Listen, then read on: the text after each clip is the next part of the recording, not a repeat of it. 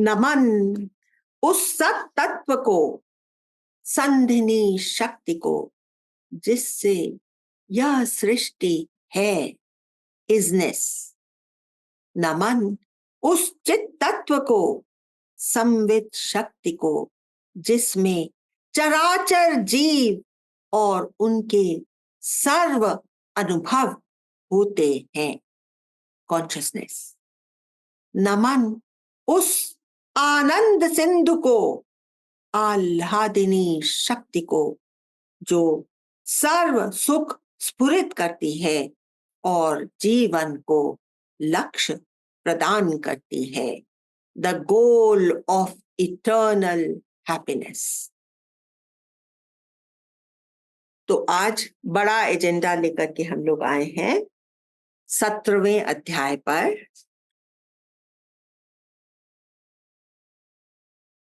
One line summary of this chapter. निराकांक्षी ही तत्व ज्ञान का अधिकारी है। निराकांक्षी, जिसके अंदर कोई एक्सपेक्टेशन नहीं है, वो ही तत्व ज्ञान का राइटफुल ही इज, उसको अधिकार मिल जाता है कि वो कम से कम इसको सुने और फिर वो ही आत्मसात कर पाता है। पहला श्लोक है अष्टावक्र मुनि के द्वारा कहा गया, जो धीर नर संतृप्त है। संतृप्त, पूरा तृप्त, संतृप्त, तृप्ति का भी परम फुलफिलमेंट। आप लोग लिख लीजिए, आप लोग की वोकैबुलरी ही थोड़ी बेहतर होगी। जो धीर नर संतृप्त है, सब इंद्रियां विश्रांत है। अब उसकी इंद्रियां भी सेशिएटेड होकर शांत हो जाती है। ये तो कैसे हमारे मन में कोई भी चीज उठे तो सारी इंद्रियां अलाइव होकर के इधर उधर दौड़ना चाहती हैं, लेकिन जब सब कुछ ऑलरेडी जान लिया है, प्राप्त हो गया है, ये जान लिया है कि इस संसार से कुछ भी लास्टिंग हैप्पीनेस नहीं प्राप्त हो सकती, तो हमारी इंद्रियां विश्रांत हो जाती है। जैसे कि अगर मेरी जेब में पैसा ही नहीं है तो फिर मैं विश्रांत होकर के बैठ जाऊंगी ना, मैं भागूंगी क्या इधर उधर बाजार? पैसा नहीं है तो फिर मैं तो कुछ खरीद नहीं सकती, मैं तो कुछ ला नहीं सकती। एक वो तरह की विश्रांति है, और एक ये विश्रांति है, ये जान लेना कि इस संसार से कुछ भी मूल्यवान हासिल ही नहीं हो सकता, तब भी हमारी इंद्रियां शांत हो जाती। एकांत में जब रमण है, when I prefer to be alone, ekant. Raman, I like to be by myself. I like my own company. I prefer my own company to the company of all those loud people who are laughing and joking about other people, making fun of others, doing gossip. I prefer my own company. एकांत में जब रमण है और योगाभ्यास से शांत है। अब क्या हुआ, ये इस शरीर को बहुत ज्यादा सेडेंट्री रखेंगे, तब फिर ये खुद चुलबुलाएगा। लेकिन इसको सवेरे वॉक करा दिया, इसको योगा करा दिया। योगाभ्यास, एक तो योग का अभ्यास, आसनों का अभ्यास, और दूसरा उस ब्रह्म तत्व से योग हो गया, कनेक्शन एस्टैब्लिश हो गया, उस ब्रह्म तत्व से कनेक्शन एस्टैब्लिश हो गया, तभी भी ये शांत हो जाता है। इस योग का फल मुक्ति है, इस ज्ञान की यह शक्ति है। निस्संग, जो निर्लिप्त है, दुर्लभ कहीं पर पाए, ऐसा उसको मालूम पड़ जाता है कि वो हमेशा अनअटैच्ड है, उसको अपनी समझ से अंदर से ये बात खुल जाती है। हम समझते हैं कि भाई हम तो इतने लोगों से कनेक्टेड हैं, मेरा परिवार है, मेरे पति है, मेरे बेटा है। तो कृष्ण भगवान के 16,108 रानियां थी, ठीक है। तो 16,108 रानियां, किसी ने कोई हंसी उड़ा रहा था कि अरे तुम्हारे तो कृष्ण की 16,000 रानियां हैं।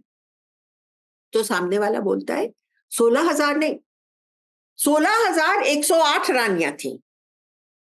तो अच्छा ठीक है भैया, 16,000 है या 16,108 है, फर्क क्या पड़ता है? नहीं। अब मैं आपको एक मिस्ट्री की बात बताती हूँ। इस गिनती में ही ये रहस्य खुलता है। तो वेद में 16,108 ऋचाएं हैं, और वो ही कृष्ण भगवान की सहचरी हैं। उन्हीं के साथ कृष्ण भगवान यूनाइटेड रहते हैं। कृष्ण भगवान कहते हैं कि इस पूरे संसार में मुझे कोई भी ऐसा कर्तव्य कर्म नहीं है जो मुझे बांधता है। अब भैया 16,108 जिसकी रानियां हैं, उसके ऊपर कोई कर्तव्य कर्म नहीं होगा? नहीं। वो जानते हैं, और हम लोग को भी जानना चाहिए, कि वो सब लोग अपनी अपनी प्रारब्ध का भोग रहे हैं। मैं फ्री हूं, मैं हर चीज से फ्री हूं, मैं इस शरीर से फ्री हूं, ये शरीर भी तो मुझसे फ्री है। ये अपनी चाल चलता है, मैं अपनी चाल चलता। जिस दिन से हम पैदा हुए हैं, उस दिन से ये शरीर अपना रास्ता तय करने में लगा हुआ है। हमारे पीछे रहता है क्या? हम चाहते हैं कि हमेशा स्वस्थ रहे। वो कहता है नहीं, मैं तो इंद्रियां प्रकृति से चलता हूं, और प्रकृति अपने गुणों के अनुसार इस शरीर को चलाती। तो मैं शरीर से ही अगर फ्री हूं, और मेरे सारे घर वाले अपनी अपनी प्रारब्ध लेकर के आए हैं जिससे वो लोग चल रहे हैं, तो मैं किससे बंधा हुआ हूं? असंग हूं और निर्लिप्त हूं। याद रख लीजिए। Kiran, you come for the first time, लिखिए, आप असंग हैं। असंगो हम, असंगो हम, असंगो हम, पुनः पुनः बार बार याद दिलाइए। सामने वाला, हमारा प्रियजन, हमारा संबंधी कड़वे वचन बोल रहा है, फिर भी मैं फ्री। समझ गए आप? कुछ भी उल्टा सुल्टा हमारे परिवार वाले करें, मैं फ्री हूं। मुझे आ गया है कि इस शरीर को थोड़ा कष्ट होगा तो हो जाएगा। मुझे मुझे कष्ट में रहना आ गया है, तो मुझे कोई चीज की फिक्र नहीं है। ठीक है, आगे बढ़े। सेकेंड वर्स, 17वें चैप्टर का सेकेंड वर्स है। तत्व ज्ञानी जो हुआ, नहीं खेद को वो पाए है। अगर आपने तत्व जान लिया कि आप तो वो निसंग निर्लिप्त आत्म तत्व हैं, तो उसको किस चीज का दुख लगेगा? शरीर का धर्म है कि वो चेंज होता रहता है, बालकपन से बुढ़ापे तक और फिर मौत तक जाता है। वो मेरा धर्म नहीं है। वो किसका धर्म है? That is attributed to the body. सुख और दुख, ये किसका धर्म है? मन का। बट मैं तो मन नहीं हूं, मैं तो मन का साक्षी दृष्टा हूं। तो सुख दुख भी मुझे नहीं लगता, है ना? है तत्व ज्ञानी जो हुआ, नहीं खेद को वो पाए है। यह सत्य को वह जानता कि वो ही सबके माए है। सबके भीतर भी बैठा हुआ है, और सबसे अनअटैच्ड भी वो ही है। विशाल इस ब्रह्मांड में उसके सिवा नहीं कोई है। पूरे पूरे ब्रह्मांड में वो ही फैला हुआ है, वो ही पसरा हुआ है। तो फलाना आदमी इतना अमीर है तो वहां पर भी मैं ही हूं। फलाना इतना गरीबी वो झेल रहा है, वहां पर भी मैं ही हूं। दोनों आपस में कैंसिल हो गए, the rich and the poor. ये वो ही हमारा ब्राह्मण है।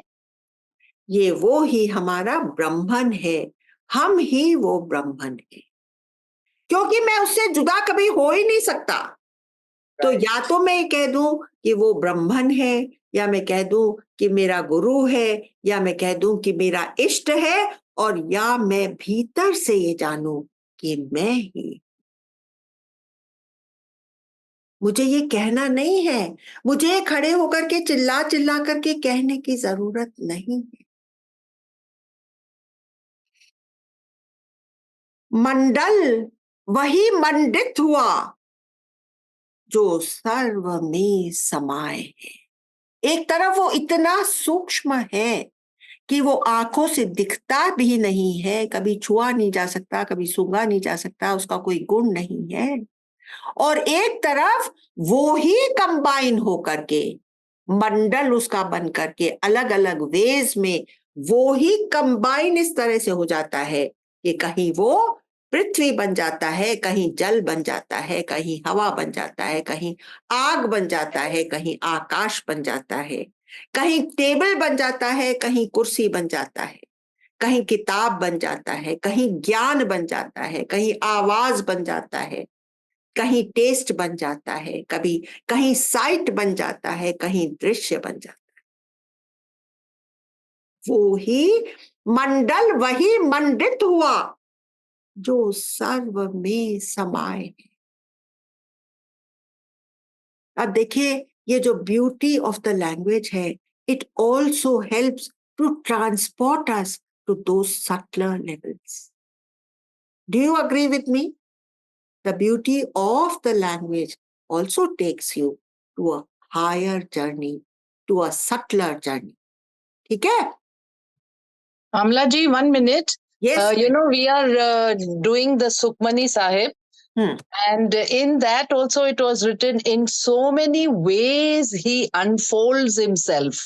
Yes. That is applicable here. So I just thought of it. Absolutely In right. so many ways he unfolds himself. Only we Unfolds should itself. unfolds himself. हाँ. And we have to be aware of that, and अब देखिए, kind जो of शब्द है unfold, इससे कितना कुछ आगे आ जाता है।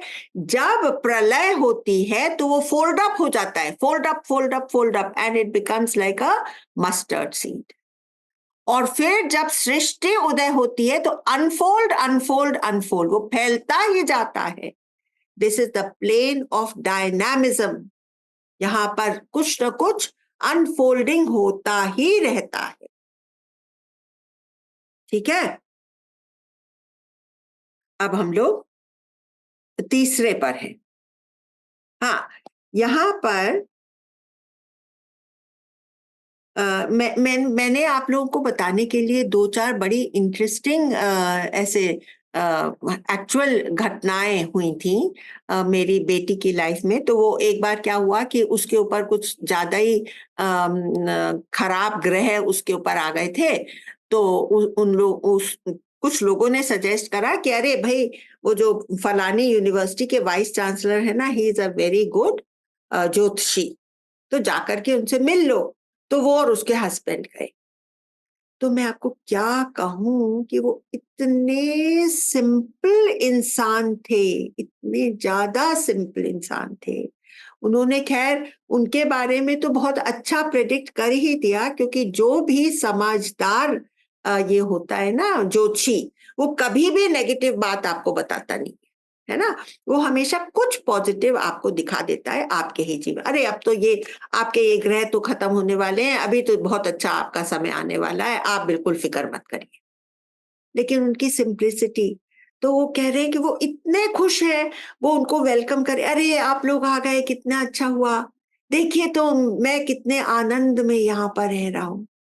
तो उन्होंने कहा अब तो मेरे पास एक इंग्लिश स्टाइल का टॉयलेट भी बन गया है। ही सेइंग, हाँ, देन ही सेइंग कि देखिए मैं घर से बाहर निकलता हूँ तो इतना बड़ा इमली का पेड़ मुझे दिखता है और कितना इसकी तो ठंडी तो इतनी छाए है और मैं इसको देख करके ही खुश होता रहता हूँ। अरे मैंने आप लोगों को खाना नहीं खिलाया, अच्छा अच्छा मैं भी आप लोग के लिए खाना बनवा देता।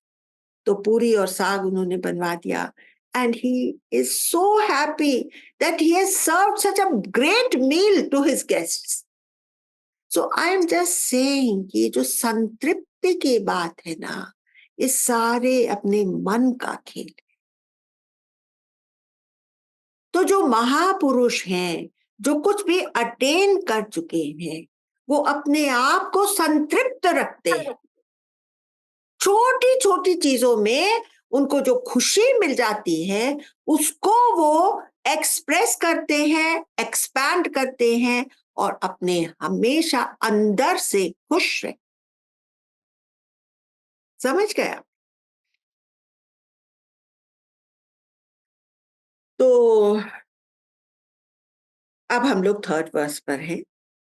सब रस विरस लगते जिन्हें, सारे रस रसहीन लगते हैं। अभी हम लोग से कहे कि चलिए आप लोग को पराठा गले लेकर के जाएंगे, तो हम लोग पहले ही डर जाते हैं कि भैया वहां जाकर के पराठे खाएंगे, अगली मिनट से तो पेट में दर्द होना शुरू हो जाएगा। तो भैया मैं तो सब रस विरस लगते जिसे, वे भोग को नहीं सींचते। They don't go after pleasures. They don't give more fuel to that fire of pleasure seeking. क्या ईख प्रेमी हाथी भी कभी नीम पल्लव खींचते?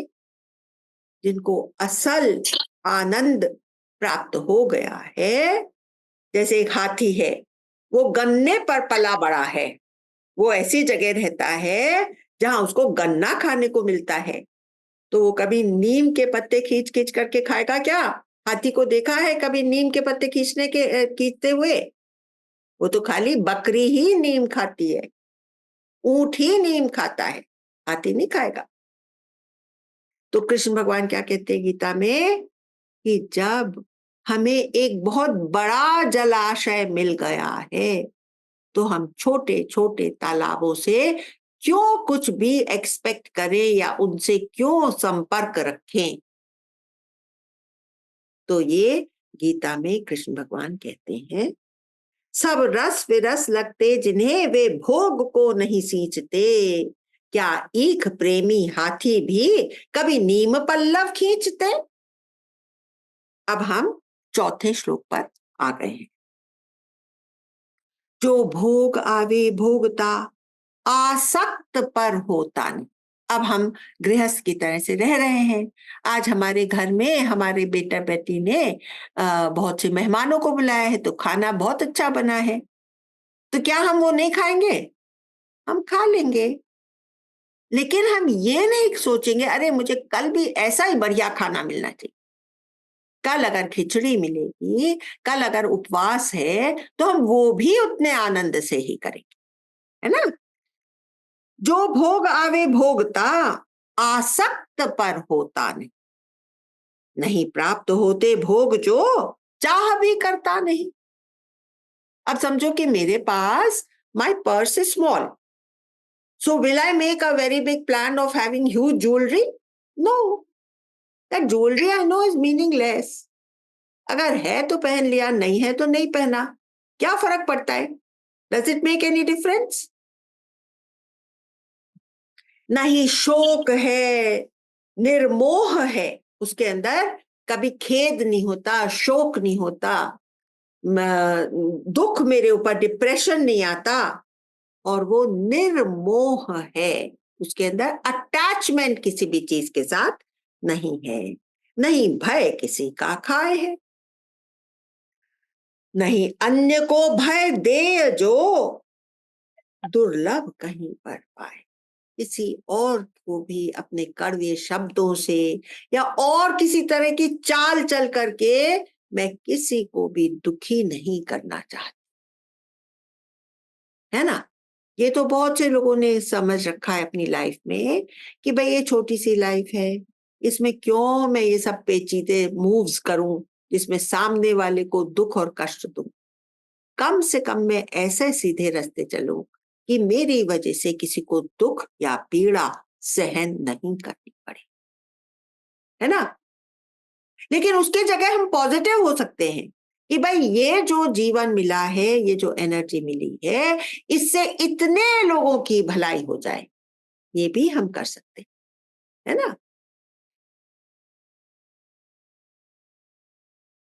अब है 5वां वर्ष। संसार में अत्यधिक संसार में है अत्यधिक लोग इच्छुक भोग के। Maximum people live as per the theory of the चार वाक्स। चार वाक क्या है कि भाई भगवान तो है नहीं, खाली यही लाइफ है, इसमें जो करना हो जो करो। तो वो लोग ऐसे ही चलते हैं। 99% फॉलो द चार वाक थ्योरी। देखे मुमुक्षु भी गहन अभ्यास करते योग के। बहुत से लोग तो चार वाक हैं, 99% हो गया। अब थोड़े से लोग मुमुक्षु हैं, लेकिन वो गहरी गहरी तपस्या करने में गहरे गहरे वो कीलों के पाटे के ऊपर बैठ जाएंगे, एक पैर पे खड़ा हो जाएंगे। मैं भी जब छोटी थी तो ध्रुव की कहानी सुनी थी। तो ये सुना था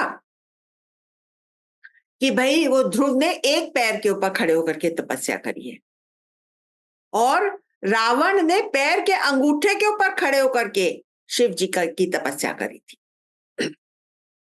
तो हमारे दिमाग में आ जाता है कि भाई ऐसी ऐसी तपस्या करने से शायद भगवान मिलता है या खुश होता है ना? देखे मुमुक्षु भी गहन अभ्यास करते योग के, जब भोग की चाहत नहीं, नहीं मोक्ष जिसको भाए है। जो ऑलरेडी इतना संतृप्त है वो तो मुक्त होकर बैठा हुआ है। विरला है ऐसा धीर नर, दुर्लभ कहीं पर पाए। ऐसा धीर, ऐसा धैर्यवान पुरुष बहुत ही रेयर है।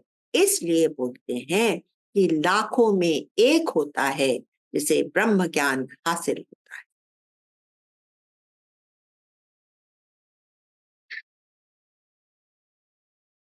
अब है 6वां वर्ष। धर्म अर्थ जिसे त्याज्य नहीं। अब एक बार जब हम सत्संग में आ जाते हैं, जब हम ज्ञान की तरफ हमारे पैर बढ़ जाते हैं, तब एक और कीड़ा हमको घेर लेता है। अरे ये छोड़ो, कोई भी दुनियादारी की बातें करनी ही नहीं है, ना मेरे को कोई रिचुअल करने हैं, ना मंदिर जाना है, ना पूजा पाठ करना है, इन सब चीजों में थोड़ी धरा है ब्रह्म।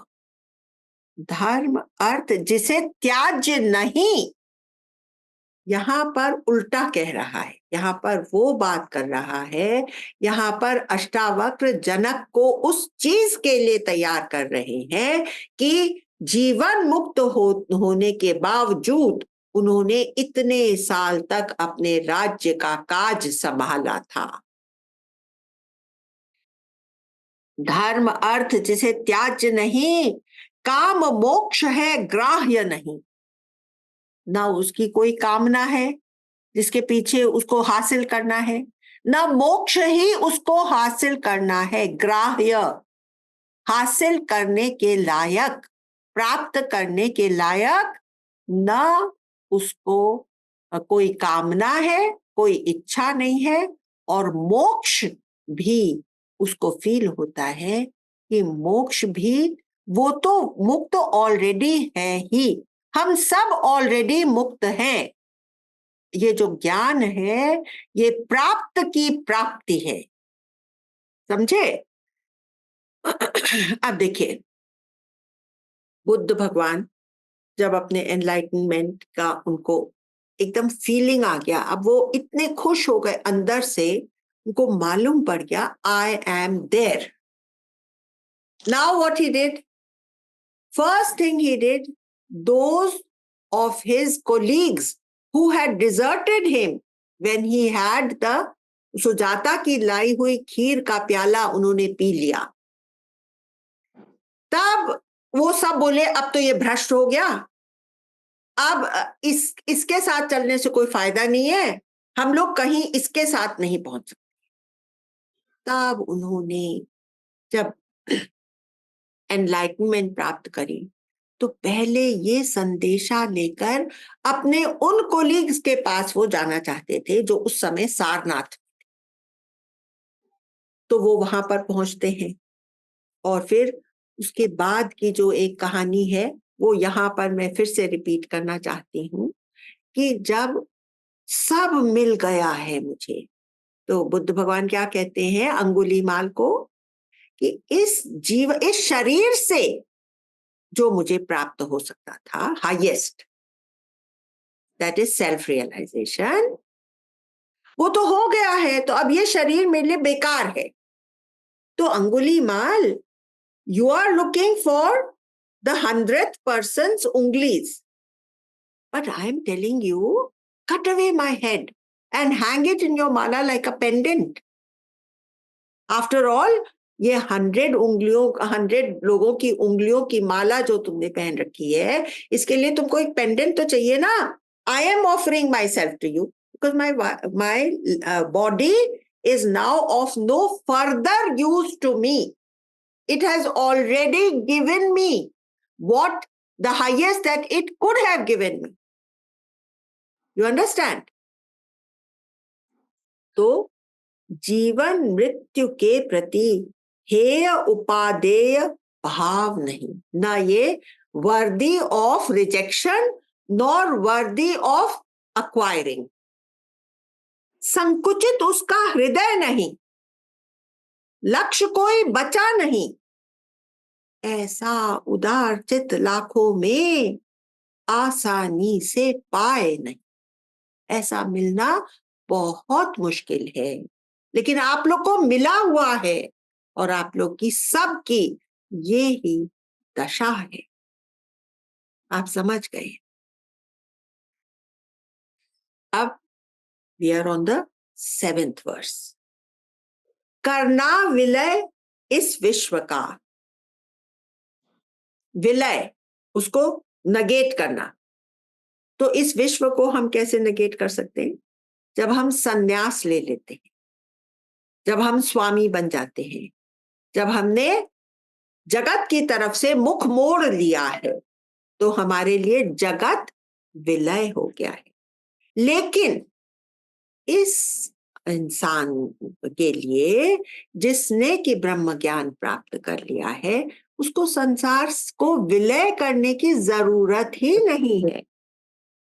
करना विलय इस विश्व का रुचिकर जिसे लगता नहीं, he has no interest in nullifying this world. इस विश्व के व्यापार से जो द्वेष भी करता नहीं। आज मुझे अगर मेरा घर संभालने के लिए बिजनेस का संभालना पड़े तो वो भी मेरे लिए ठीक है ना। मैं हर एक के अंदर ब्रह्म देखता हुआ अपना सारा काम करूंगा, बहुत अच्छी तरह से करूंगा। सब विश्व दिखता है जिसे, पर दृष्टि में नहीं आए। अब हम लोग का क्या है, हम लोग किसी के घर जाएंगे तो हम लोग किसी के घर जाएंगे तो हम लोग की आंखें अट्रैक्ट हुई, अरे इसने अपने घर में क्या क्या चीज सामान रखा है, अरे इसके घर की पेंटिंग्स क्या है, तो हमारी दृष्टि जाती है, हम अट्रैक्ट होते हैं उसकी तरफ। सब विश्व दिखता है जिसे, पर दृष्टि में नहीं आए है। उसका ऑपोजिट क्या है? ठीक है ना, ये घर ही तो है, झोपड़े में रहो या इसमें रहो, बात तो एक ही है, आई नीड अ शेल्टर, है ना, over my head. If I have a shelter, if I have the bare minimum, if I have a room to myself, if I have an AC fitted in it, If I have a kamwali coming and helping me with the housework, what more do I need? अभी किसी के घर में 56 चीजें बनी है, किसी 56 तरह की सजावट है, तो उससे क्या उसकी लाइफ बहुत ज्यादा बढ़िया हो जाएगी और उसके सिर दर्द होएगा। आज ये चीज खो गई, आज वो चीज टूट गई, आज ये ऐसा हो गया, कल वैसा हो गया। तो simple living and high, bare minimum. मैंने आप लोग को एग्जांपल दिया, वो vice chancellor of that university, वो was so contented, he said और मुझे चाहिए ही क्या। देखिए ना, मेरे घर में तो अब WC भी लग गया है, 2 कुर्सियां हैं बैठने की, एक पंखा लगा हुआ है, एक इमली का पेड़ है बाहर, और क्या चाहिए मुझे, पूरी साग खाने को मिल रहा है। क्यों हम लोग अपनी लाइफ इतना ज्यादा कॉम्प्लिकेट करते हैं? सर्वत्र देखे आप जो दुर्लभ कहीं पर पाए है, जो सब में अपना ही सेल्फ देखता है, जिसके दिल में दूसरों के प्रति उतना ही प्यार है जितना कि इस शरीर के लिए, जो इस शरीर को थोड़ा स्ट्रेच करने में उसको कोई प्रॉब्लम नहीं है, दूसरों की भलाई के लिए वो इसको स्ट्रेच करता ही रहता है, वैसा इंसान दुर्लभ कहीं पर पाए। अब 8th वर्स, कृतकृत्य है निज ज्ञान से, संतृप्त है विज्ञान से। ये ज्ञान पाकर के जिसको एकदम ठंडक आ गई, जिसको कि ऐसा लगने लग गया कि भगवान ने मुझे छप्पर फाड़ के दे दिया। कृतकृत्य है निज ज्ञान से, अपने सेल्फ का ज्ञान पा लेने के बाद जो हमेशा के लिए फुल ऑफ ग्रैटिट्यूड हो गया। और संतृप्त है विज्ञान, विज्ञान मतलब विशेष ज्ञान। ये जो विज्ञान, हमको विशेष ज्ञान जो ब्रह्म ज्ञान मिला है, इसकी वजह से हम पूरी तरह से कंटेंटेड हो गए, संतुष्ट अपने आप से, मतलब नहीं है ध्यान से। अब वो किस चीज का ध्यान बैठ करके लगाए, उसको तो हर समय केवल वो याद रहता है। तो मैं आप लोग को ये शॉर्टकट बताती हूँ कि हर समय उस आत्म तत्व, उस चैतन्य को याद करिए जिसकी वजह से आपको सारे अनुभव होते हैं। अनुभव में मत जाइए, कौन से इंस्ट्रूमेंट से दिख रहा है उसमें मत जाइए, उसको देखिए जिसके कारण कोई भी एक्सपीरियंस संभव है।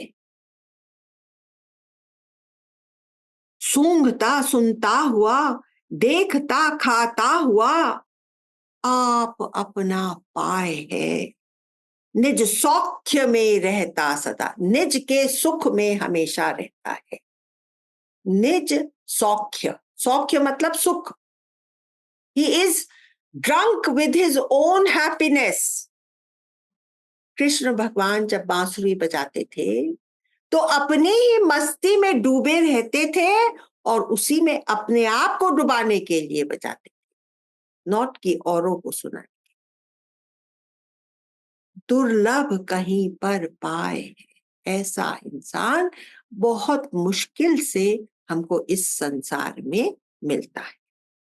9th, चेष्टाएं जिसकी व्यर्थ हुई। यहां पर ये मतलब नहीं है कि चेष्टा व्यर्थ हुई, कृष्ण भगवान ने भी इतनी चेष्टाएं करी थी तो उनकी चेष्टाएं व्यर्थ नहीं, बट जिसको ये मालूम है कि देखो आज तो ये बनाएंगे लेकिन ये जग जो है ये तो 3 गुणों से चलता है, थोड़े दिनों में ये जो मेरा बनाया करा धरा रखा है ये एकदम नलिफाई हो जाएगा। अगर इसको सींचेंगे नहीं, अगर इसको संभाल नहीं करेंगे, सपोज कि एक जनरेशन ने एक बड़ा एम्पायर खड़ा करा है, नेक्स्ट जनरेशन इतनी आलसी हो जाती है कि लक्ष्मी चली जाती है, तो जिसको ये मालूम है कि मेरी चेष्टा जो है वो फाइनली कोई खास फायदा नहीं करेगी क्योंकि ये संसार ही ऐसा है, तो उसकी चेष्टा फिर भी वो करता रहता है। तो चेष्टा उसके उस समय के लिए यूजफुल हो जाती है ना। चेष्टाएं जिसकी व्यर्थ हुई, तृष्णा विरक्ति न्यून हुई, ना इच्छा है न वैराग्य है। संसार जिसका क्षीण हुआ, पतला हो गया संसार, मोटा तगड़ा नहीं है, संसार के पीछे वो भाग नहीं रहा।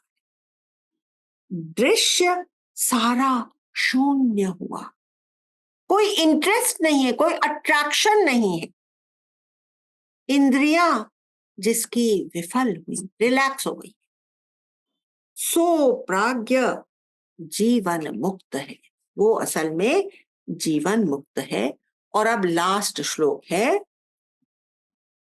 बैठे नहीं, नहीं हो खड़ा, खोले न आंख मीचता।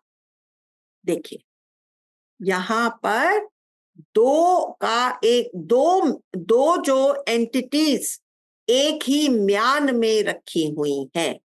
सुना है ना कि एक म्यान में दो तलवार नहीं रहती, पर इसने दो को जगह दे रखी, एक चैतन्य एक चिदाभास।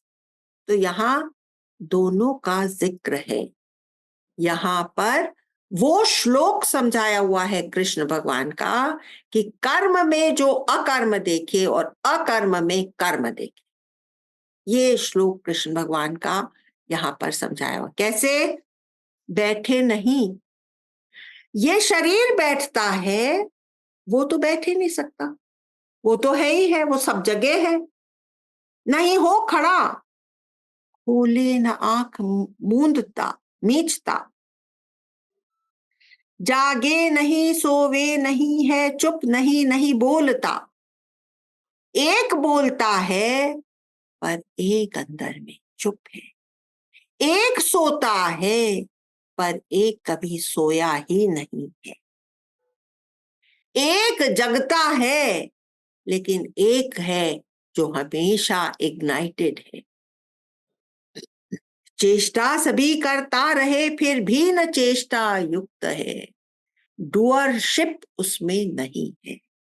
अहो उस नर चेतस की कैसी दशा उत्कृष्ट है, सबसे ऊंची अवस्था, ऊंचाई पर वो प्राप्त हो गया है। He has reached the highest. वो जो श्लोक है वो हाँ ये है, यावत जीवेत सुखम जीवेत हाँ ऋणम कृत्वा घृतम पीवेत। हाँ जब तक जियो सुख से जियो, चाहे ऋण करके भी घी पीना पड़े, अर्थात अच्छा भोजन करना पड़े तो करो। करो। लेकिन में एक चीज उन्होंने साइलेंट ऐड करी है कि हाँ अगर ऋण करोगे तो हाँ उसको चुकाना भी पड़ेगा तुम्हें, हाँ नहीं तो तुम सुख से नहीं रह सकोगे। तो करेक्ट, इसलिए ऋण करो, अच्छा खाओ, लेकिन मेहनत करके उसको वापस भी करने की कोशिश करो। Very nice. अगर इस तरह से आदमी चलने लगे तो हाँ, बेशक वो सेल्फ रियलाइजेशन को नहीं प्राप्त करेगा, लेकिन हाँ, कम से कम अपनी लाइफ साफ सुथरी तो रखेगा ना। बिल्कुल। और तो खुश तो उससे भी रहेगा। हाँ, खुश तो रहेगा और साफ सुथरी तो रखेगा। हाँ, वेरी गुड। और दूसरे जो नेति नेति वेदांत दो तीन तरह से अपने आप को अनफोल्ड करता है। हाँ एक तो चंद्र शाखा न्याय। हाँ तो चंद्र शाखा न्याय इज अस्थि, मतलब हम्म चांद है पर हाँ दिख नहीं रहा है। हम्म तो हम कहेंगे वो जो सामने पेड़ है ना वो दिख हाँ रहा है, हाँ। हाँ उसकी वो शाखा जो लेफ्ट में गई है वो दिख रहा है, हाँ। उसके ऊपर एक और शाखा है वो दिख रहा है, हाँ। उसके बीच में कुछ तुमको चमकता सा दिख रहा है, हाँ हाँ। वो है हाँ आत्मा। इस तरह वो से पॉइंट अस्थि आउट अस्थि होता है। करके, और एक समझाते हैं नेति नेति करके, हाँ कि तुम कमरे में गए तो हम्म, तुम माइक ले आओ। तो हाँ माइक तो मैं जानती नहीं, तो हाँ देखो तुमको वहां एक तख्त दिखेगा, तक हाँ। को नहीं लाना, तक जानते हो नहीं लाना, पुस्तक दिखेगी जानते हो नहीं लाना, हम्म, तुमको चादर दिखेगी नहीं लाना, लाइट हाँ। दिखेगी नहीं लाना, नीचे एक माइक्रोफोन दिखेगा वो नहीं लाना, जो उसके ऊपर एक डंडा सा खड़ा होगा वो दिखेगा वो लाना। तो इस तरह हाँ। नेति नेति करके सब चीज हटाते जाते हैं और लास्ट में जो बचता है वो आत्मा है। वो आत्मा है। बहुत सुंदर जी, really really. So now I am taking you through the meditation. हाँ,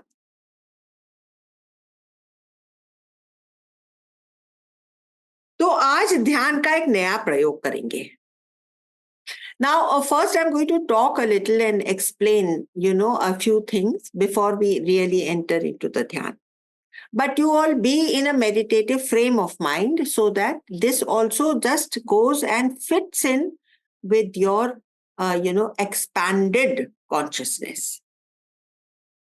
See, whatever we know, and we are all aware that we know some things.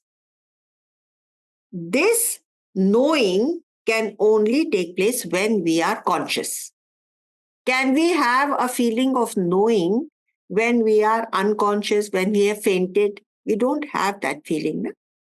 तो कुछ भी जानना, जैसे हम लोग बहुत कुछ जानते हैं या बहुत थोड़ा सा जानते हैं और बहुत कुछ नहीं जानते हैं, ये सब जानना तभी हो सकता है जब हम लोग कॉन्शियस हैं। Currently, we know the kind of consciousness that succumbs to unconsciousness also. अभी हम लोग उसी तरह की कॉन्शियसनेस के बारे में अवेयर हैं जो कभी कभी सो जाती है, कभी फेंट भी हो सकती है, कभी वो बेहोश भी हो सकती है।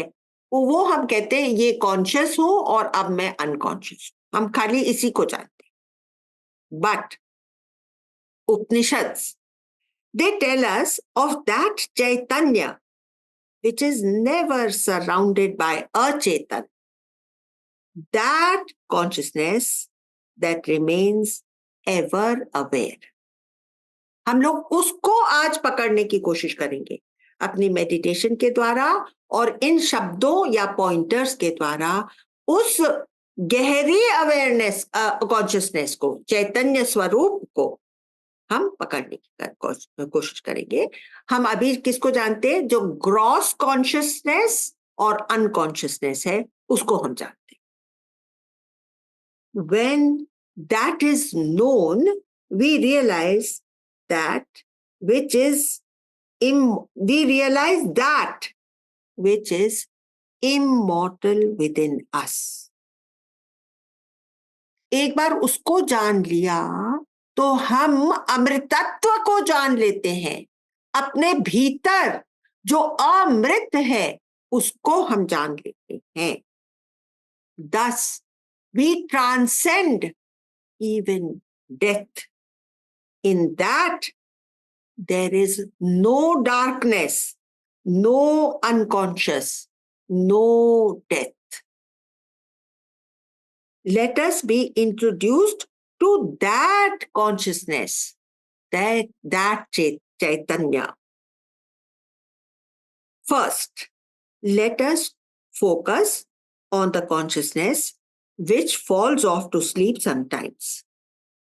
This consciousness, the Chidabhas wali consciousness, this conscious entity moves, walks, talks. But this one rests on another consciousness which remains ever still. एक कॉन्शियसनेस हुई जो जिसकी वजह से हम लोग वॉक, टॉक, वेकअप, स्लीप, खाना पीना, दौड़ना, भागना सब करते हैं। वो हमारी चिदाभास की कॉन्शियसनेस है। लेकिन ये कॉन्शियसनेस जिसके ऊपर टिकी हुई है वो न कभी भागता है, न दौड़ता है, न बोलता है, वो still. So there are two consciousnesses, the waking sleeping one which walks and talks. is born and goes through death, and the other that is still ever aware, never given to birth and death. The entire Atmagyan is contained in the above statement. Do you agree with me that the entire Atmagyan that we have talked about in the Ashtavakra Gita as well as the Yoga Vashishtha is contained in these two lines, in this separation of the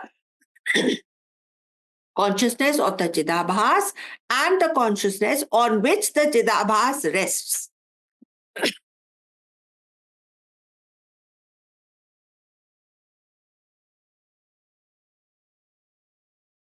We have all experienced that meditation does not last. It comes and goes. Also, we know that we are not always aware. Sleep takes over. Tamogun sets in. The other consciousness never sleeps. It is not given to any gunas. It is known to be gunatit. We have been talking about that truth. Gurudev tells us about that truth in 100 different ways. This is what we have never heard in the hundreds of births and deaths that we have gone through.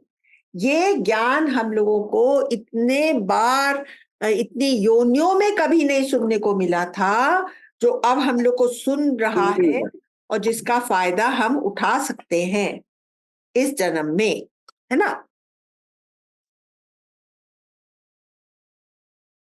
In today's meditation, we will focus on only the inner Chaitanya. Don't want to learn anything, but know what it is to be वो उधर वो aware. वाला है ना, उधर चीकू है तो हमको देखने का है, वो आगे जो है ना तो तब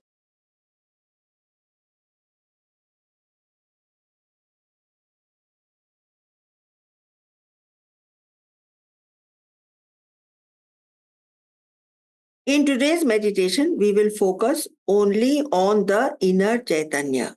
We don't want to learn anything, but know what is it that is ever aware. I do not want to hear anything, but know, I want to know what is hearing. Sounds come, but the goal is not to hear the particular sound, but to remain focused on that which gives the ability to hear. It is not my goal to hear, see, or learn. I want to remain conscious and not allow sleep to overtake me. कितने लोग sleepy feel कर रहे हैं? Please wake yourself up and know that it is something precious which is being given to you. This is very deep and people never focus on this. Abhi, become aware of sounds. Sounds come when we are conscious. Suppose you are conscious, but for some time there are no sounds coming. Does it mean that you have become unconscious? अब देखिए, मैं आपको 2 बार clap हुआ. The sound was broken, of the clap was broken into 2. Yep. I clap once, then a gap, and I clap again. Between the 2 claps, were you conscious or unconscious? Sound happened twice. It was broken into 2. Was there no consciousness in between the 2? This knowing that consciousness is one continuous stream is what is called meditation, dhyan. Now, the sound may be pleasant or unpleasant. It is not our concern. When it was a sweet sound or when the sound was harsh and unbearable, the quality of the sound is not our concern. That is the part of the mind. The conscious is not a part of the mind. Sukh and dukh will happen alternately in life. But was there consciousness during both the periods? This is what I want to ask you. सुख और दुख के दोनों के बीच में, दोनों के भीतर, दोनों का अंडरलाइंग फैक्टर वो कॉन्शियसनेस थी. Focus on the Chaitanya, on that conscious stream that is ever present, not on the pleasant and unpleasant. Don't insist that the sound should be pleasant. That will be binding. यही तुम्हारा बंधन है, यही हमारा बंधन है कि हम इंसिस्ट करते हैं कि जो साउंड आ रहा है वो प्लेजेंट होना चाहिए. Let sounds happen. You become intentionless. Then meditation happens. That is becoming desireless. Just remain aware. Do not be the doer or the experiencer. Just be. No intention to hear or listen to sounds. No insistence for no noise. अब हम लोग meditation में बैठेंगे, हम कहेंगे no noise, भैया चुप हो जाओ, कोई भी बात नहीं कर सकता. Choiceless awareness is the thing. No wishing to have it this way or that way. Suppose we tell the ocean that do not call the streams towards you. We tell the ocean, don't pray for the streams to come to you. And if the streams come, do not put a dam or stop on the water from coming into you. ऐसा हो जाना है. You are the ocean which lets things happen naturally without getting disturbed by it.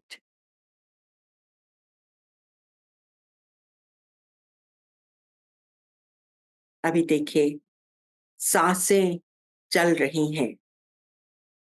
Breath is going and coming out. With each breath, there is a movement in the body. It is like a balloon. When you fill air, can you prevent it from expanding? When you remove the air, does not the balloon shrink? Can you prevent the natural movement of the body with the breath?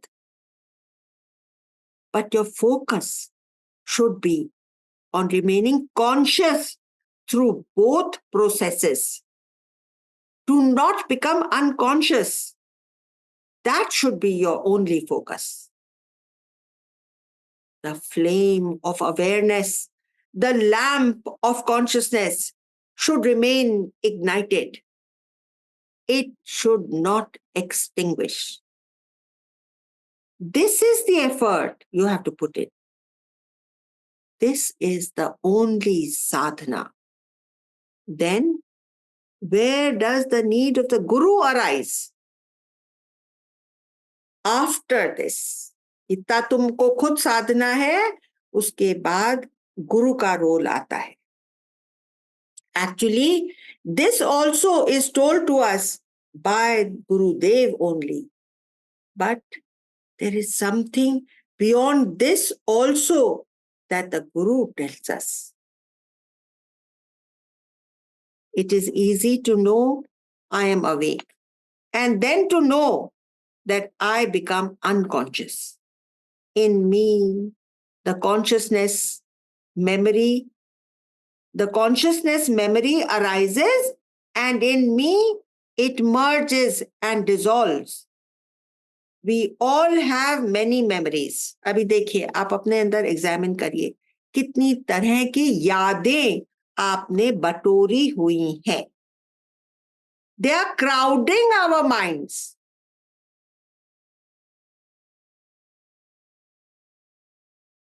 Looking after the house and the business and the social obligations, the moving of the breath, the sounds that fall on our ears. Some of it is memory, some experience, some knowledge, and then there is the lack of all of these superimpositions. ये बात समझनी है कि देखिए हमारा मन इतनी तरह की यादों से भरा हुआ है, इतने एक्सपीरियंसेस हमको हर समय हर पल हम एक्सपीरियंस करते जाते हैं, और फिर ये भी जानना है कि ये सब किसके ऊपर सुपर इम्पोज हो रहा है. Krishna said in the Gita, all of these happen in me. Thus, the consciousness, the Chaitanya, has to be present even in the complete absence of everything. Everything matlab, suppose there's no object, no experience. There is a total lack of experience. उस समय भी मैं हूं, ऐसा कृष्ण ने कहा था. स्मृति में भी हूं और विस्मृति में भी हूं. To know that is liberation. ये जानना liberation. Now close your eyes, light the lamp of consciousness, and strive to remain aware during the whole process. Now, notice the sounds in the background.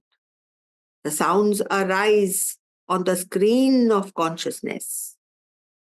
When sounds come, consciousness is not lost. When there are no sounds, consciousness is just the same.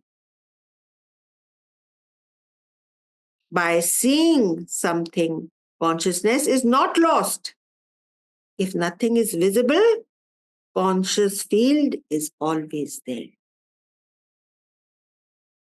फिर से अपनी breath पे आ जाइए. Breath comes and goes. It does not matter to consciousness. After the last breath that leaves the body, that the body lets go, nothing happens to the consciousness. Only the body dies. You can be continuously with your consciousness. Put all your effort and strength in that. Use all your determination to be with it.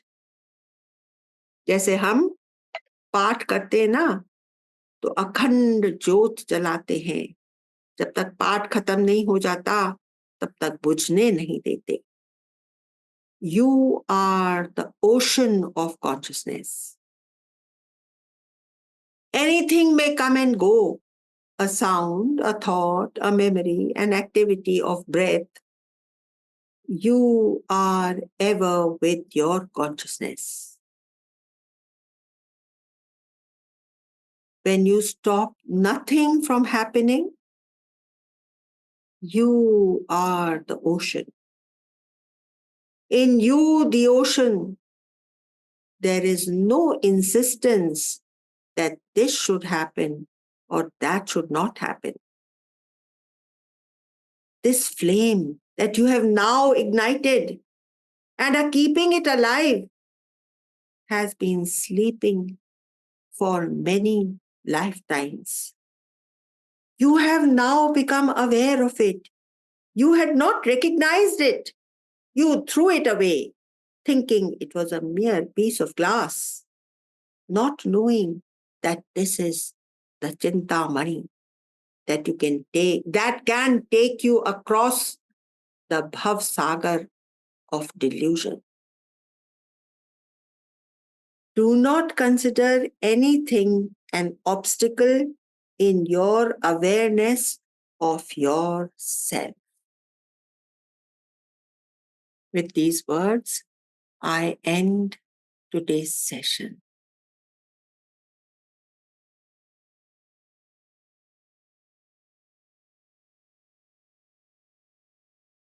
And now I would like some of you to do a little sharing, that we bless this session and bless ourselves by the words we speak. Yes, Manisha? अमला जी दो point मैंने आज note किए, जिसमें आपने ये इसका उल्लेख किया कि हम ऑलरेडी मोक्ष में है, वी आर फ्री। जैसे कि शरीर अपना धर्म निभा रहा है, वो अपने में है, अपने फैमिली मेंबर्स अपने प्रारब्ध लेके अपने साथ आए हैं, हम उसमें भी हमें उसमें भी अटकना नहीं चाहिए। सो ये सुख दुख में भी ये मन का काम है, उसमें मन अटकता है। तो जो मैं हूँ खुद अंदर, वो ऑलरेडी फ्री है, अगर आप चाहो तो इसी समय। वेरी एंड सेकेंड इज कि वो चैतन्य पे ध्यान रखिए आप, बाकी के चीजों से, जो जिस चैतन्य से सब कुछ चल रहा है उस पे आपका ध्यान रहना चाहिए। ये दो point. Beautiful, Manisha. Really, you've summed it up too well, my dear. Too well.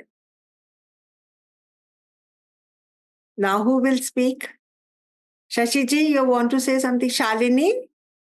Yes, the difference between Chaitanya and Chidabhas, it was fabulous. It's fabulous the way the difference, both of it are in us, but the difference, one is so silent, looking at everything that the Chidabhas is involved in. That was really something to ponder. Very nice. Beautiful. Yes. ये जो चिदाभास और ये जो दो चीजें हैं, हाँ, तो ये जो तुम लोगों ने भी पहले हमको सुनाया है और हमने पढ़ा है कि एक डाल पे दो पंछी एक से बैठे हैं, सुपर्णा, और एक खट्टा मीठा खाता है और मुंह बनाता है और वो दुनिया का वो लेता है रस, और दूसरा केवल साक्षी भाव से देखता रहता है। तो क्या compare this with? Of course. This is the main example which is cited in our Shastras about the Chidabhas, about the Sakshi Swarup and the Chidabhas. Yes, Siji. Yeah. Okay, then I will take your leave and we'll meet next time with few more verses. Thank you so much. Thank you.